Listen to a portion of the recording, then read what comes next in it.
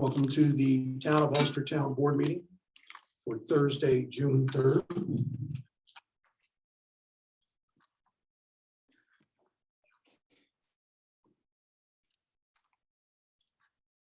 Are there any additions? Are there any additions or changes to the agenda?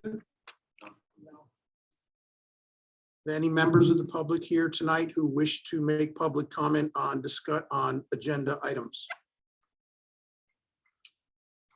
Thank you very much. Communications, please. Kathy Moniz is on Facebook. She said there's no sound. I hope we just fixed it with turning the mic on.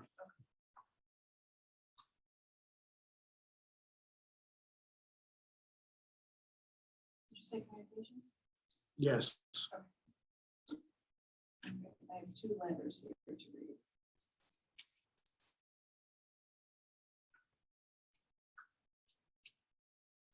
Okay. This letter was received via email on Wednesday, June 2nd. Addressed to the town clerk's office. My husband and I visited Post Park on Memorial Day, hoping to see the Canada geese and maybe their babies. As we drove into the park, we could see a flock of about 20 birds on the water. They were headed up the little cove at the inlet where they usually have their babies at the far end in front of a large pavilion. Much to our surprise, we saw some children there throwing rocks at the geese. We soon realized they were deliberately trying to hit the geese. I asked two ladies sitting on a picnic table nearby if the children's parents were nearby, but they said they didn't know. Upon finding the parents, the mother tried to say that they were already not throwing rocks and that everything was okay. After that, my husband went toward the building to talk to the park attendant, and he stopped his own dinner to take care of the problem. As soon as the mother and the children saw the attendant heading their way, they started to move away from the water. The park attendant talked to my husband and talked to the mother and the children. They immediately moved away from the water and headed up the hill toward the pavilion. The park attendant handled the situation very well, and they listened to him when they wouldn't listen to me. He not only interrupted his own dinner, but took care of the situation at hand and handled it very well. The people occupying the pavilion were also playing loud music and turned it off when they saw him. So I don't know what the rule is about playing loud music when we're at the pavilion, but maybe it's not allowed.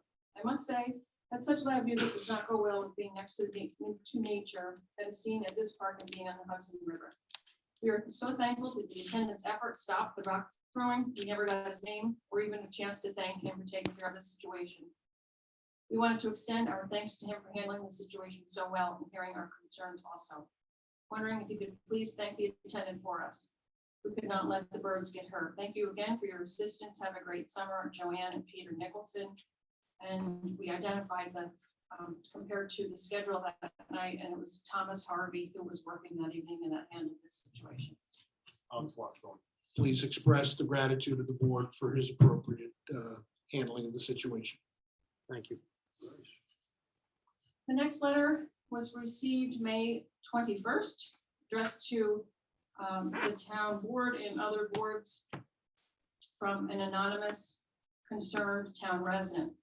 To whom it may concern, I've lived in the town of Ulster my entire life. It is a disgrace to drive down Neighborhood Road and see how some residents are allowed to keep their properties in such conditions.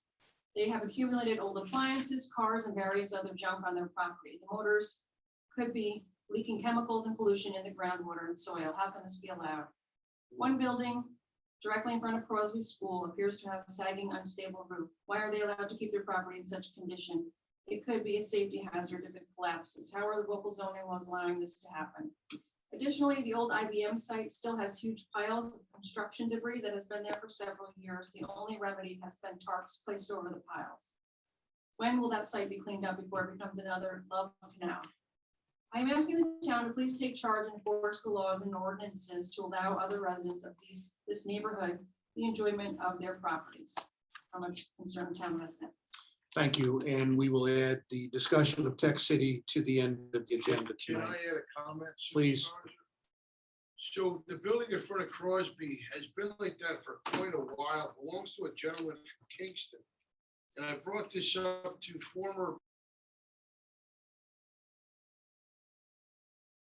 inspectors and nothing's been done about it. But it appears that the building is The roof is collapsed and it's leading one way. It appears to be sinking into the ground and it feels like that it's been compromised.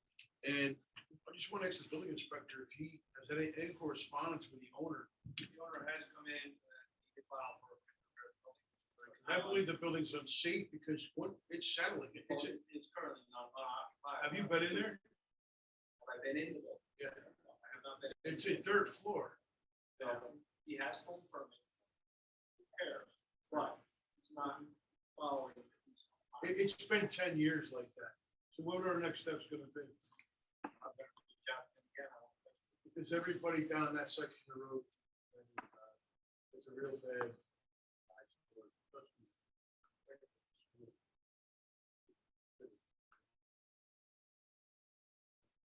I will ask Mr. Kovacs, the town attorney, to consult with Mr. Tutt to find out what legal action the town can take. Does that conclude Yeah. communications? No Thank further you. communication. We have a public hearing scheduled for 7:10 on a local law. I will now move to the new business section of the agenda. The town of Ulster was successful in obtaining a grant for the construction of the Spring Lake Sewer District Phase 1. We made an application on March 3rd for the Spring Lake Sewer District Phase 2. That application was not successful. The next round of grants opens up and the application is due on July 31st. The town essentially has to start the process of the grant application over again. And a part of the requirement to have a valid grant application is that the town hold a public hearing seeking public comment from the community on projects. So I'm asking for a motion tonight to authorize a public hearing on June 17th, 2021 at 7:15 PM to consider applying for one or more applications through the Consolidated Funding Application Process for the New York State Office of Community Renewal Program Year 2021. Funds for either public infrastructure, public facilities, and/or community planning. I'll make that motion. I have a motion, I have a second. Any discussion on the motion? May I have a roll call vote, please? Councilman Kitchen. Councilman Sakata. Yes. Councilman Moran. Yes. Councilman Van Fleet. Yes. Supervisor Quigley. Yes, thank you. You're authorized to advertise and proceed. The next item on the agenda is a personnel issue. Yes, Mr. Supervisor, this hire is going to be for the park. Park attendant, the employee's name is Devin Boyce.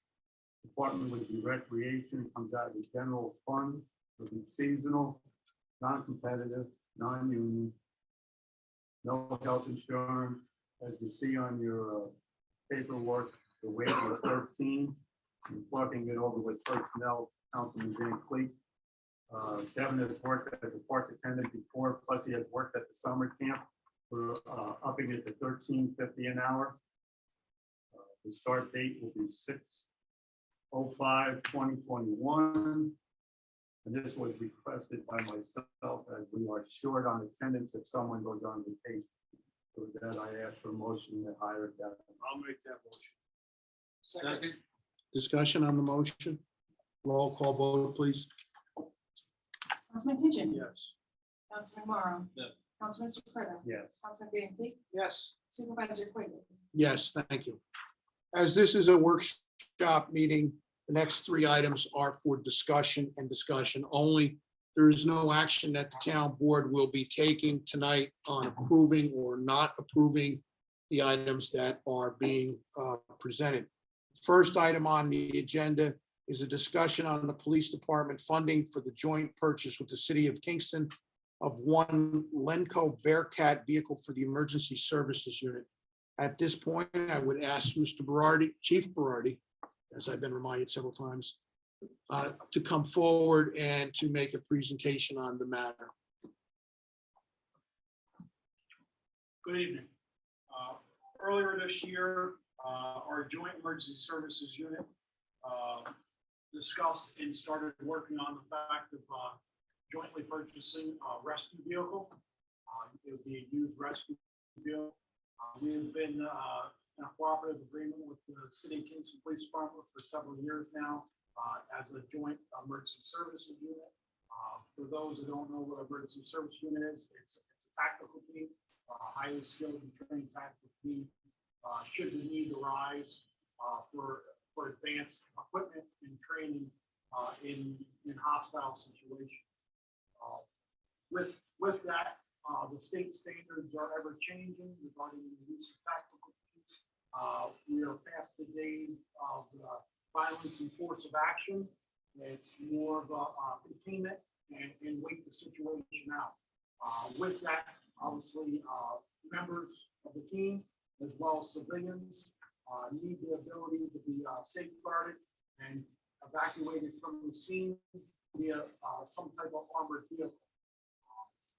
This vehicle would provide that protection, not only for the officers, but for civilians that could be in a hostile situation. The City of Kingston had received a grant to purchase this vehicle. The grant doesn't cover the entire purchase of the vehicle. That's why we're looking to engage in a joint purchase as we have seen with our local highway departments and other departments for those pieces of equipment that are not needed on a regular basis and that could serve that. So let me ask you, the town of Ulster maintains, in conjunction with the city of Kingston, a emergency services unit that is a joint unit. How long have we been in that arrangement? I think at least 5 years now. And there have been no operational issues? No, it seems it's faring very well. We benefit from their members, we benefit from ours. Something that's obviously expensive for ourselves, expensive. So we share the joint resources of each municipality. And we went into the arrangement with the city of Kingston as opposed to joining the Ulster County Sheriff's Department ESU team, I believe, because in the sheriff's ESU team, that would expose our personnel to call outs from all over the county. Yes, we attempted to reduce our liability by bringing our officers closer to home, so to speak.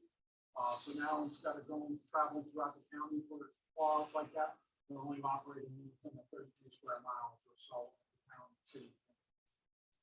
So I open this up to the board for discussion. Yes, which I think is a great ESU team, and the decision to go to see the town also does encompass. And I want to comment through our conversations and our discussion earlier, that this unit is a defensive vehicle, not an offensive vehicle. This is not a vehicle that has a turret on it with any kind of high-powered weapon, which is more purposely for the protection of civilians and police officers, which I think I can definitely support. Yes, our main focus of this vehicle is to be a rescue vehicle, not as an intimidation piece of equipment. Strictly a piece of equipment that can extract members of the public as well as officers. Can you explain for the public's benefit a recent incident that we had in the town where a vehicle of this type would have been very beneficial to the responders? Without getting into too much detail, back in late April, the police department responded to the Hamlet of Ruby for a domestic dispute involving a weapon. Reports to the 911 center was that the male half in the residence was discharging a weapon in the presence of his girlfriend. Upon arrival of our officers, the location of the residence is secluded from the main roadway, requiring our officers to enter the property on foot, leaving little to no cover or protection for them to contain the area. Something like that, the officers would be deployed in this vehicle with the protection, and should we need to extract the other civilian in the residence, we can do so safely in that vehicle. Luckily, the incident was resolved without use of force, and safely, and everybody was brought to safety. But we don't want to continue to take those chances should those situations arise. If you hit around the head, Chief, You had no idea who was in that house at the time, children or other personnel. What's the nearest location that a vehicle like this would be if we didn't have this? The New York State Police is equipped with one out of Stewart Airport. That vehicle is assigned to Hudson Valley to Long Island. That's the coverage area that vehicle is assigned to. The sheriff's office does have MRAP. They call it an MRAP. It's a mine resistant vehicle that they acquired from the military. Although that vehicle, due to its weight, requires special operators as well as been receiving extensive repairs to its size and operation. So we're a good hour away at least from Newburgh to Montpelier. That's if that vehicle is actually Right. at Newburgh at the time. Yeah. So you can't put a price on someone's life. So up in Ruby, luckily everything's worked out. And speaking of price, the one thing that was not mentioned, this particular vehicle is a refurbished vehicle. A new one would be about $300,000 more than this particular vehicle. So the savings is pretty dramatic. Exactly. We're paying about half the amount of the original purchase price, if not less, for a refurbished vehicle. New engine, new transmission, new undercarriage, and comes with a warranty on that. So we do have the savings of not purchasing a new vehicle, as well as we have some of the protection of refurbishment. And to Councilman Kitchen's remark, this vehicle is really being used to keep our people and civilian population out of harm's way. Absolutely.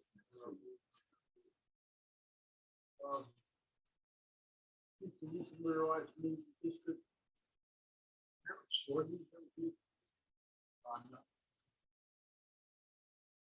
Mr. Van Cleef? We have some cooperative different departments, like neighbors and things like that. So this will be familiar, it's a different arrangement for the licensed mortgage, which I didn't bring that here. But I just want the assurance that there will be co-insurance, cooperating arrangement, and all training and safety protocol is followed. If they have big city come, big holding on for the town, make sure that it's documented. We have the insurance coverage that we do. Yes, should this be approved for purchase, I'll work with Attorney Kovacs relative to that. Speaking with Chief Hickey, he equally agreed. Site, relative to the operation, the co-ownership, insurance, as well as the liability. This vehicle won't be loaned out to any outside agencies.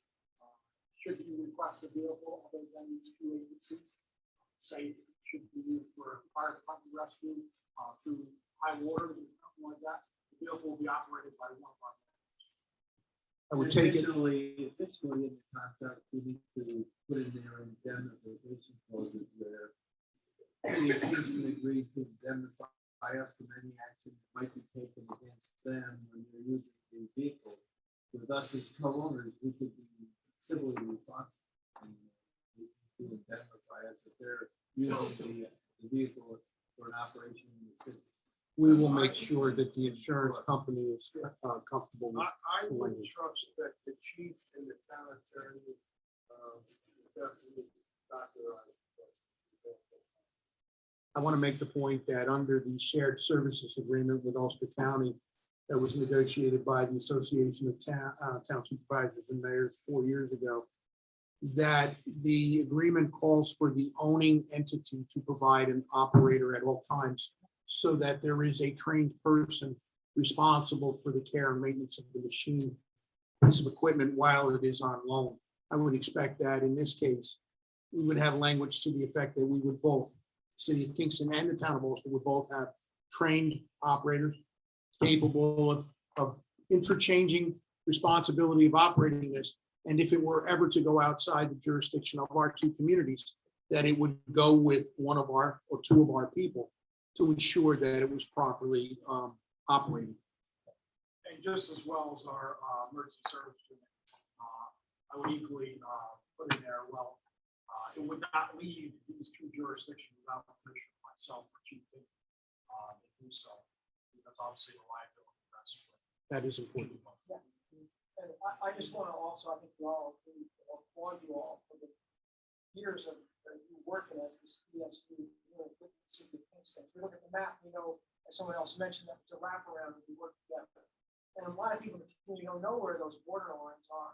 So whether it's sharing a paver, a roller, or now sharing a rescue vehicle. I know that our volunteer fire department will cross lines to help fellowship. All that shared stuff is good.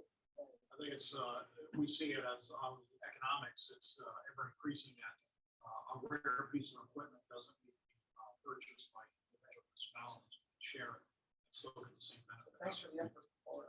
Any other questions or discussion points by the board? Nope. Thank you very much. The next item on tonight's agenda is there's an email from the New York State Department of Transportation in reference to a situation on Ulster Avenue in front of the Hoffman Car Wash, where cars coming northbound from Eastchester Street or from Ulster Avenue can take a left crossing southbound traffic into the Hoffman Car Wash, or can take and make a U-turn to go south on Ulster Avenue and access businesses that are south of that intersection. We also we are asked by the New York State Department of Transportation of the town board's opinion for a potential closure of that intersection to left-hand turns due to the fact that, based upon an analysis of the traffic accident data by the town's police department on June 2nd, there were 68 motor vehicle accidents between the period of January 1st, 2019 to June 2nd, 2021. And I had indications that there were near misses today. So I will open the floor for the town board members to discuss and express their opinion as to whether we, as a town board, should request the New York State Department of Transportation to take the appropriate action in closing that turn movement off. I fully agree with what's being discussed here this evening. In October of 2019, myself, I was making a turn off of Boyce's Lane. I was making a right-hand turn, and I was heading towards Ulster Avenue, and I had a motorist pull right in front of me and make that turn, and I did not have a chance to fully stop. I did brake as much as I could, and unfortunately, because of that, I T-boned an individual, a child, and a grandmother, that would be in the vehicle. I've seen it happen, and every day I go to work, I go into Kingston, and it almost happened again this morning, as people are constantly trying to get across that road before you're coming and trying to beat you, and they're pulling into Hoffman. And this is just a pattern that I believe is just going to continue on until someone gets seriously hurt. And I think that the town is being proactive by taking the steps and having the DOT involved to try to deter these hazards. I think the town has proven over and over again in the past that we do whatever we can to facilitate business and try to be as unintrusive as possible. However, the protect and serve is really important here. I mean, that number came out that it was over 60 accidents in such a short period of time. I think that seriously overrides. It's going to be an impact on those local businesses to some extent, but the risk is higher than the impact. It's a judgment we have to make. Well, I think there's an impact right now with 68 accidents. That intersection was closed for X number of hours. So you did not have access to the businesses in that jurisdiction for the period of time it took them to clear that accident scene. So they suffer as much from these incidents as we do. So it could help. It could help them. And as I've been, as we've discussed this, I have been reminded that every time Ulster Hose responds with the town of Ulster Police and the ambulance corps, we're dispatching 8 to 10 people, putting them in harm's way as they have to drive to an accident scene with lights and sirens on. And we're putting $1 million worth of equipment at risk every time that they have to respond So this, in effect, is a risk mitigation action for every first responder in the town of Ulster. Mr. What Secreto? I can see is happening, we might have to extend it if they do approve it, almost up to the signal light. Because there are two more entrances going into the old ShopRite Plaza that people will use that parking lot, make a U-turn, come back out onto the road. You don't have to know what. Right. This Don't is, do it. this is a state highway, and I believe their engineers will examine all possibilities if we move forward on it. One of the frustrating things we have is we have some roads that is down that we have no jurisdiction over as far as fixing the road or changing it. It's a state road. And we've had people ask us to do things about state road. Finally, Well, these are recommendations. Okay, so this matter is now on the floor for public dissemination. The town board will make a decision at the next town board meeting as to whether to send the letter to the DOT recommending certain corrective action. And we will leave that for the next meeting.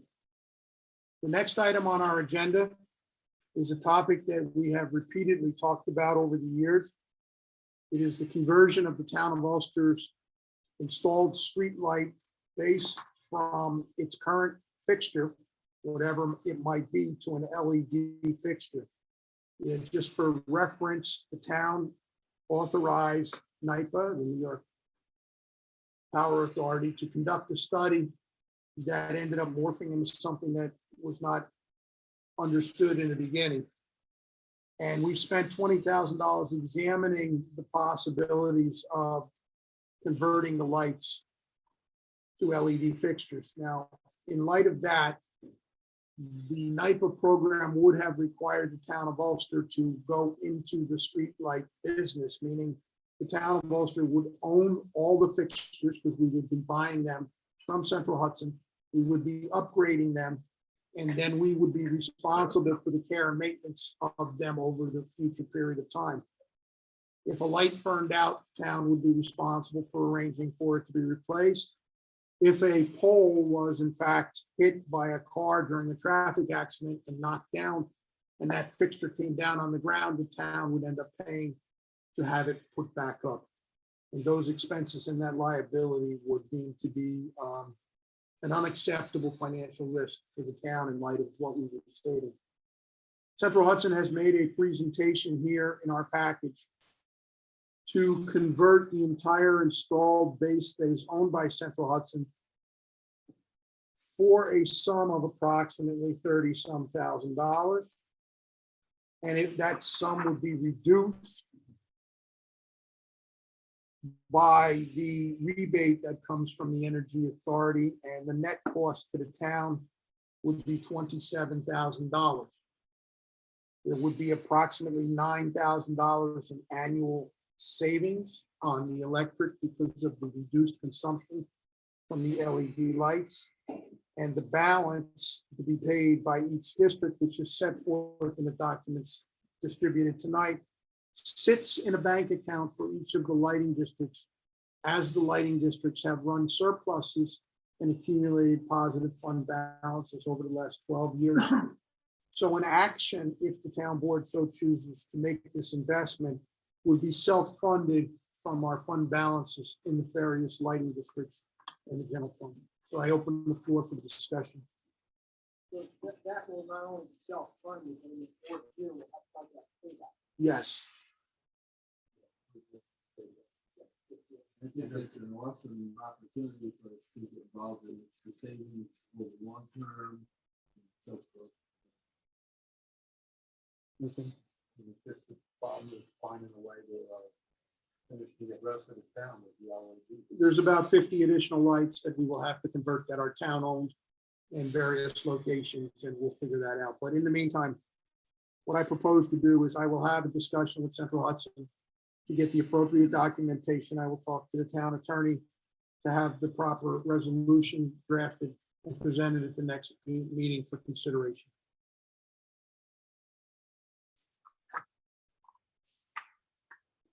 The next item is an item for presentation tonight only.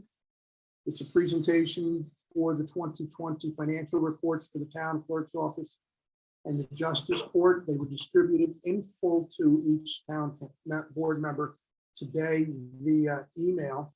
So you have the complete document to review at your leisure, and we will be approving and accepting this at a future meeting.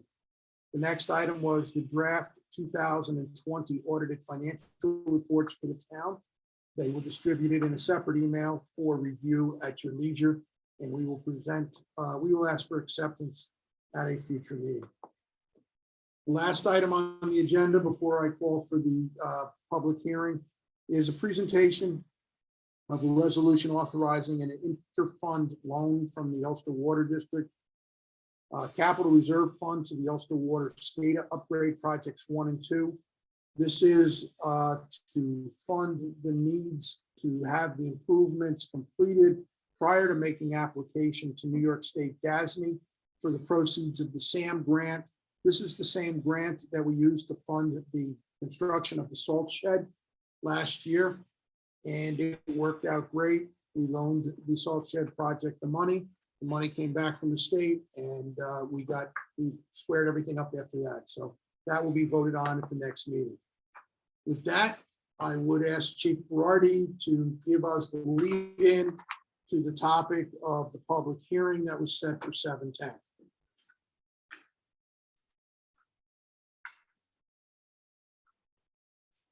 Good evening, again, gentlemen.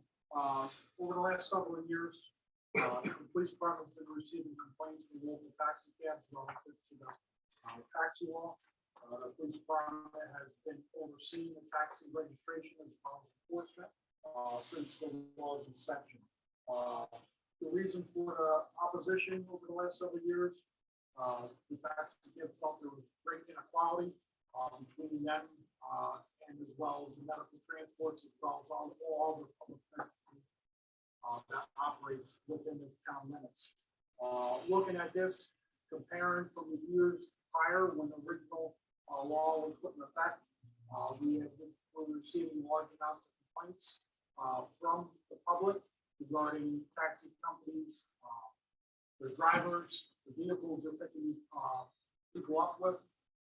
So that's why the law was originally enacted. Over those years, the complaints have decreased tremendously, as well as the taxi companies.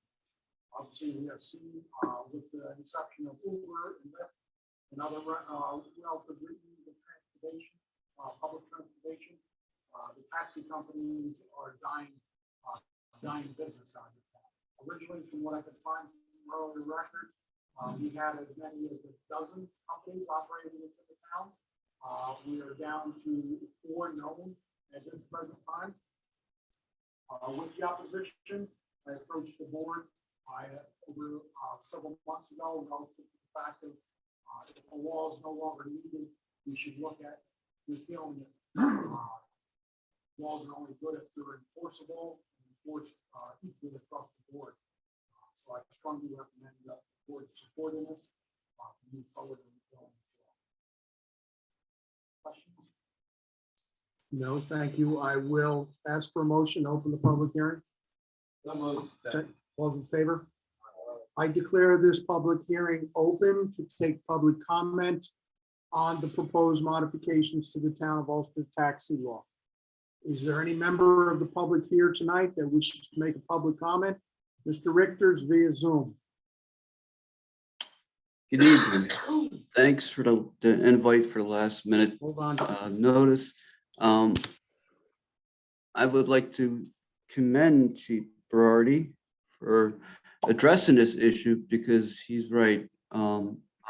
It's been difficult as far as trying to, I would say, keep up with the shared ride program. And, as me or taxi drivers being regulated or taxi companies, sets of restrictions of that. I think with just having one law for the city of Kingston, I think that will address whatever needs to be addressed with that. And it will make it much more financially, it would make it much more easier for somebody that was looking for to make an extra few dollars to sign up and, you know, provide a service to the town. I think I can only speak for myself. When I'm out there driving, when I'm in the town of Ulster, I hold myself to a higher standard as far as, you know, picking up the clientele out there. I think over the years, it's been, you know, it's been pretty wonderful for the town of Ulster. And I'd say like the police department of regulation it's always been like, you know, great. So I thank you, and I thank you for allowing me to speak tonight. Thank you. Are there any other comments from any members of the public?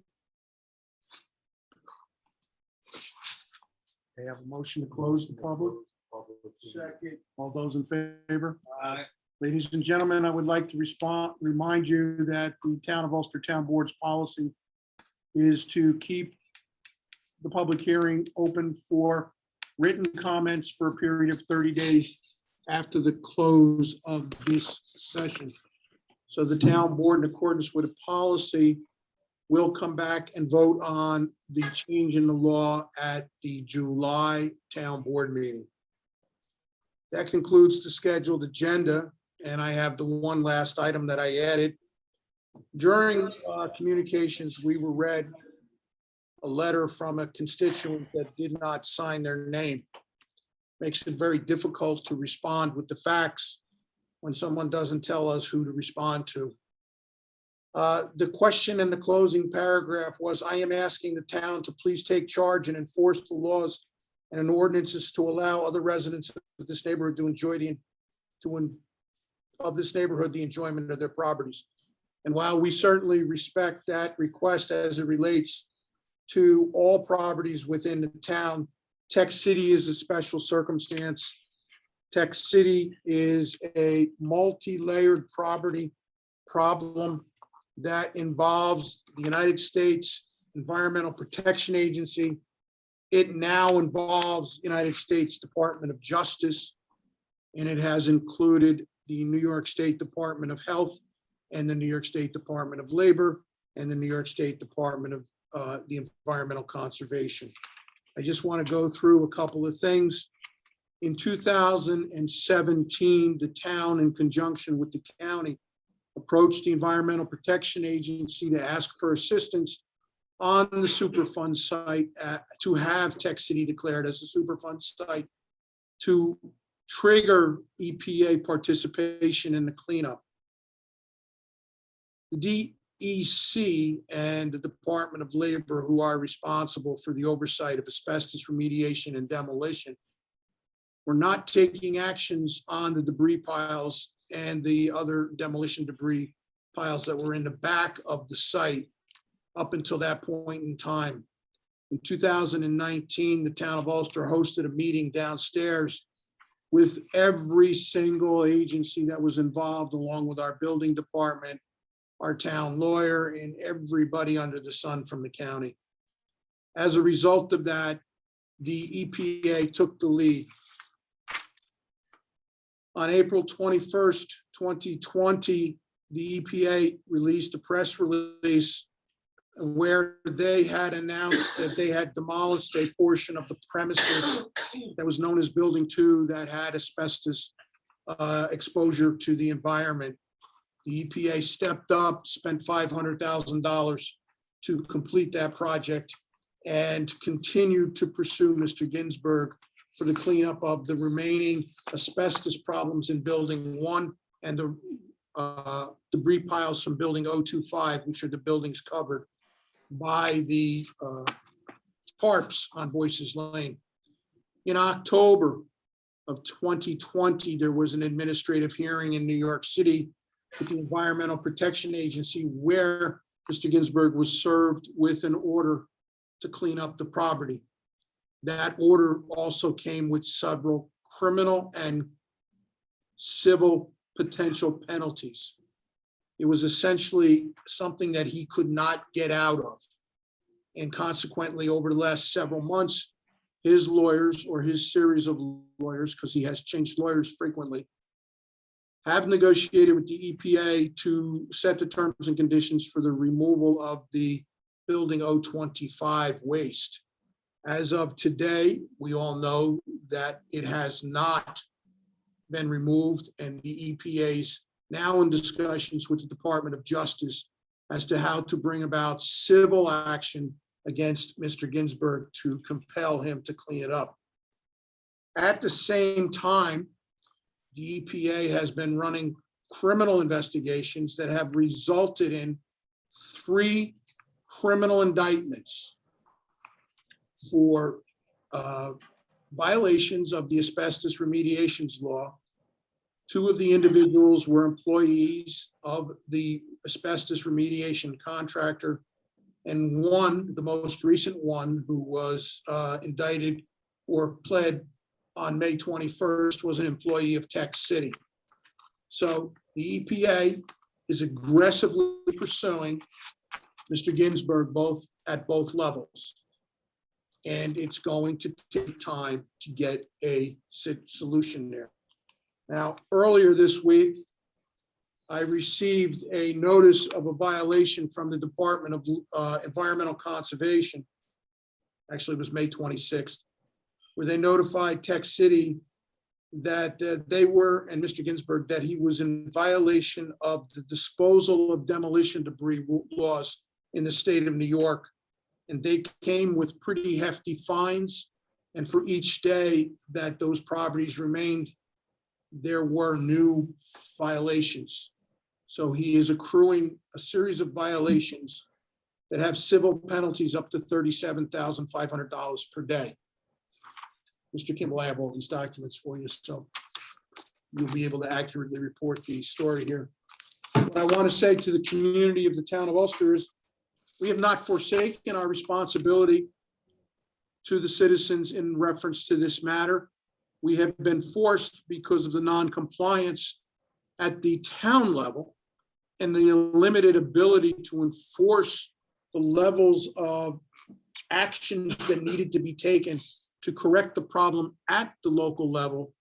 We actively reached out through Peter Lopez, who was the director of the EPA for Region 2 during the Trump administration. Mr. Lopez was formerly the assemblyman from the Assembly District to the north. And he was very cooperative, and he was very helpful in setting the administrative portion of the EPA agency onto this problem and getting them to move. So overall, there is activity here. I expect further announcements in the next several months, particularly with the fact that this problem has now been elevated to the EPA central office, because this is a brownfield site and there is large expenditures that are going to be required to clean up the site, because there has been very little demonstration of an ability of Mr. Ginsburg to fulfill his requirements. And I think the EPA is coming to the conclusion rather quickly that the burden of cleaning this up is going to fall on their shoulders. The funds expended during that process will become a civil claim against Mr. Ginsburg, and he will not escape the noose from this process. So with that, I conclude our agenda for tonight. I am pleased to open the floor to any members of the public. Mr. Obajeski. Regis Obajeski, 170 Lead Road, Tom. I want to thank you for that update, Supervisor. It's very helpful to the community, certainly it's helpful to me.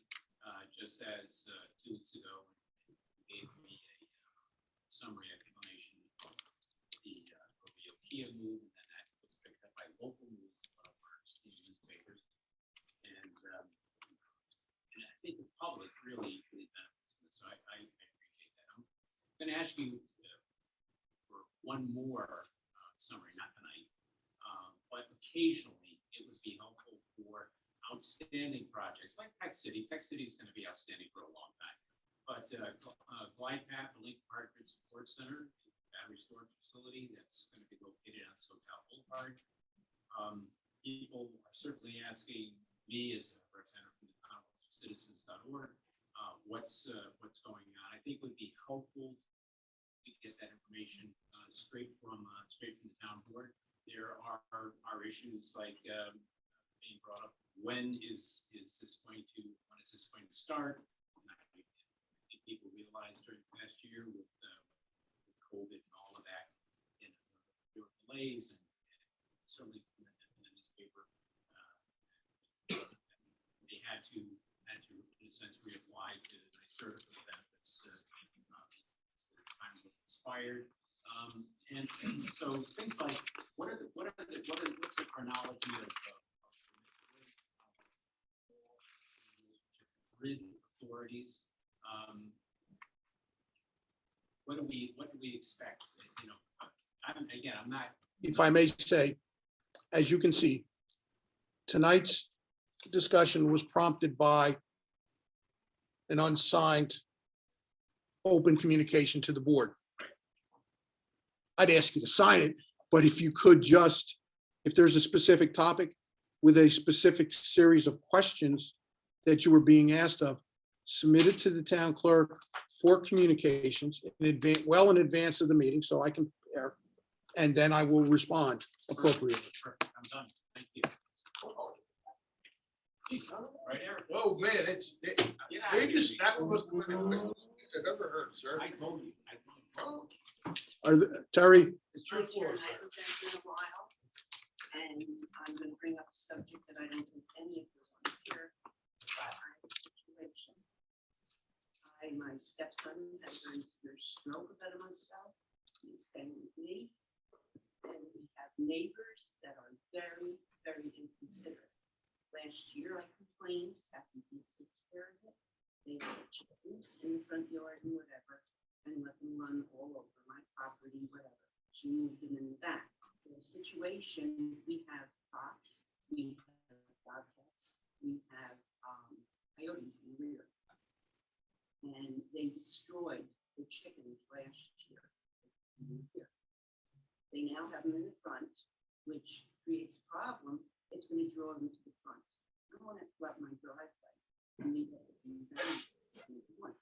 the main thing is he is ill. They have a rooster that they retained from last year. It crows anywhere from 3 in the morning. And it stopped crowing today. 35. It's in my yard. It's in the Schatz's yard. It's annoying. Number one, it's in violation of the noise ordinance, which is 11:7, I believe. And so I'm just asking what can be done with what quality can be put through a pile. Building department. Do I call the building department? Ms. Quarantino, the first thing I did this morning when Mr. Tutt walked into my office at 9:30 is I discussed this exact matter with him. And he was following up, and he was going to have, he was either going to address it himself or send his assistant down there to take a look at it, and we will get back to you on that. Very annoying. And I'm up till like 1:30 in the morning with him. And this thing starts crowing at 3. It's not right. And I'm not gonna tolerate it. And it's in my yard. It's in, it doesn't go on. So that's that. Then I will submit a picture to you of the chicken coop in front. And these people, I don't understand. They have a little round table with 4 chairs and breakfast, lunch and supper, right next to the chicken coop with chickens running. That can't be too healthy. Sorry. So I would appreciate if something was done. And also the fire pit that they have now put on the other side of the property line near my bedroom windows. So it's on your property. No, it's on theirs. Okay. Cook the chicken. You got it. But who do I call when they burn that and that smoke comes to me? Do I call the department? Do I call Kyle? I'm gonna go with the building department and all this. No, I have your number. Um, We we will discuss this and I will get back to you on it. I would appreciate it because number As I one, said, I took it up with him first thing this morning when he came. well, I have called. About it and whatever, but these people have, since they moved in, they have encroached on my property. They ran into my house. They had a guest who was drunk. ran into my house. She was unlicensed. She wasn't ticketed, never could be found. So I'm not gonna tolerate it. Okay. Thank you. Ms. Davis? She just wants to sit next to you, Kyle. I haven't sat next time. My first ever town board meeting in my adult life. I thank you all for giving me the opportunity. Name and address. Jess Davis, and I live in the district. I am here today because this past Monday, on Memorial Day, sometime in the evening, fireworks began to erupt and went straight through past 9 p.m. in the neighborhood and disrupting the peace and quality of life, startling small children in the neighborhood and our family pets.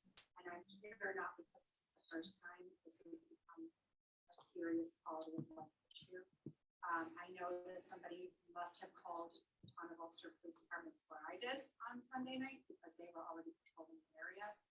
And they said, we'll send somebody out again. So I'm assuming somebody had called prior to that.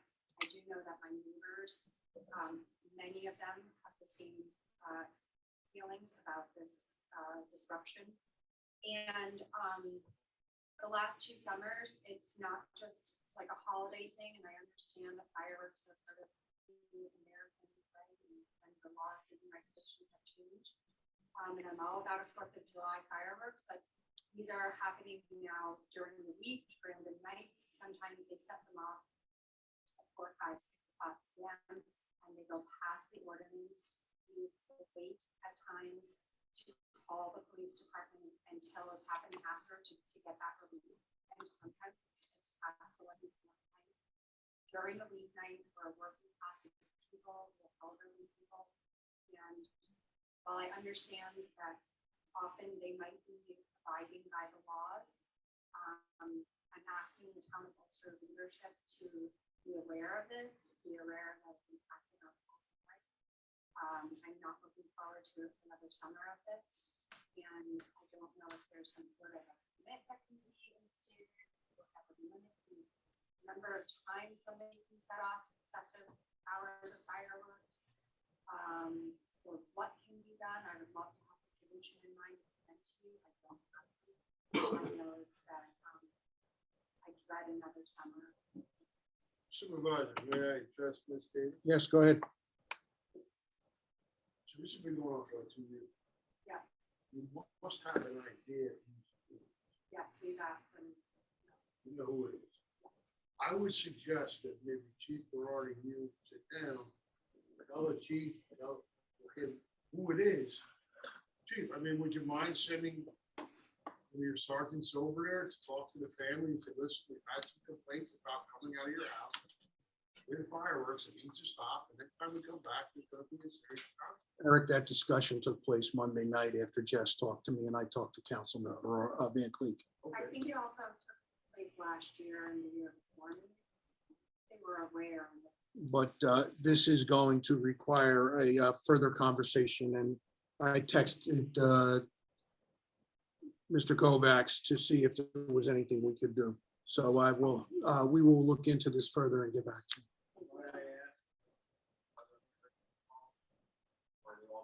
I'm not an expert. They're up in the sky. They're loud. They're explosive. They're going up in the sky. We're literally, hey, New York State has to go off with 1 year by that 24 apartment. There are no areas. So you got have to stay. This one pile. I do have to say that Town of Ulster Police Department has been extremely responsive, and it's many, many calls that we've made over about 2 years or more.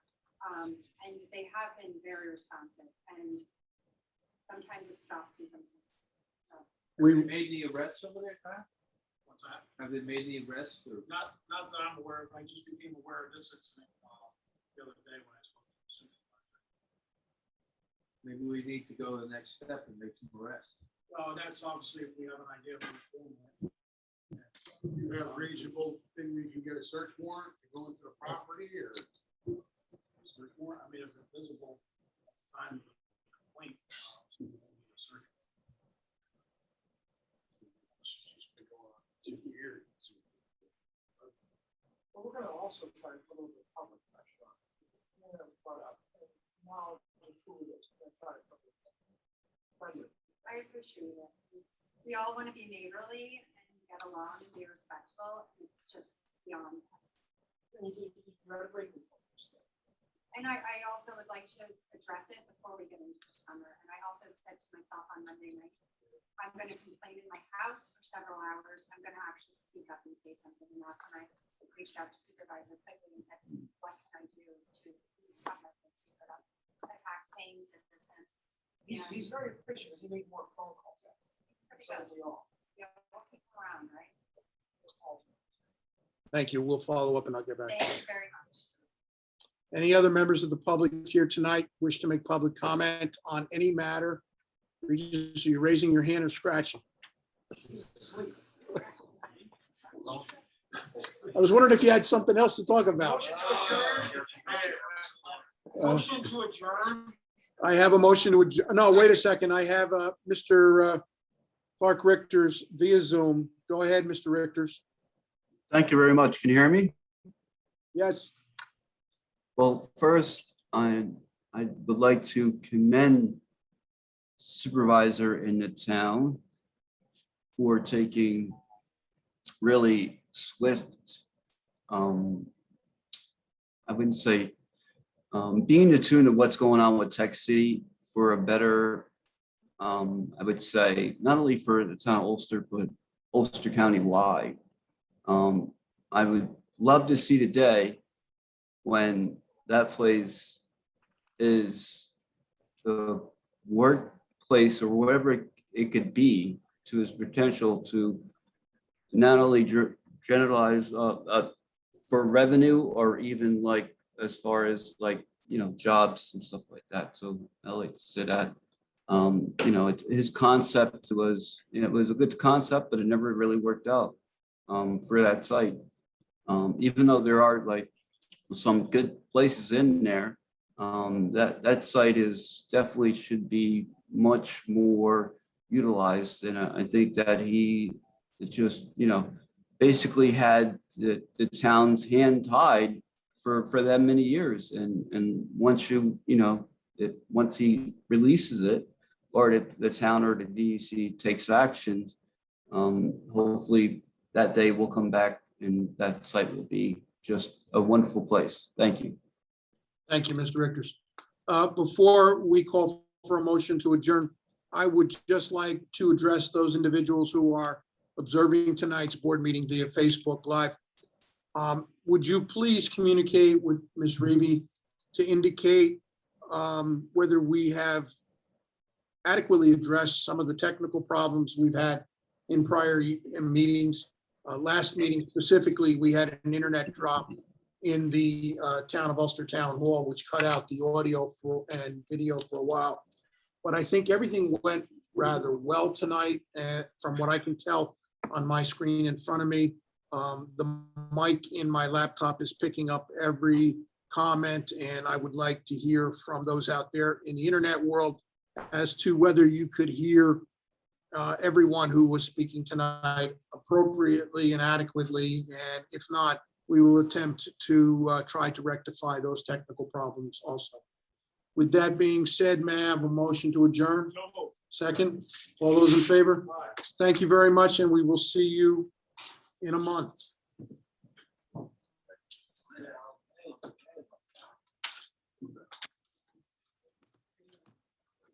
soon as I got those score books.